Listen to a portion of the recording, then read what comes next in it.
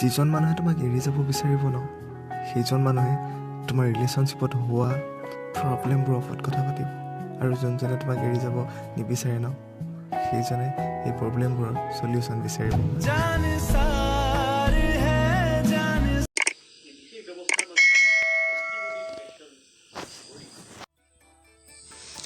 যেতিয়া মানুহৰ প্ৰয়োজন শেষ হৈ যায় ন, তেতিয়া কথা পতাৰ ধৰণো সলনি হৈ যায়।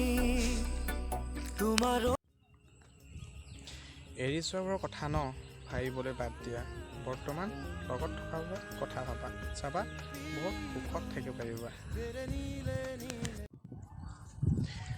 হাজাৰটা দুখ ঢৌৱে মোক উটুৱাই নিব নোৱাৰে, যদিহে এটা ওখ মাথাউৰি হৈ তুমি মোৰ লগত থাকা।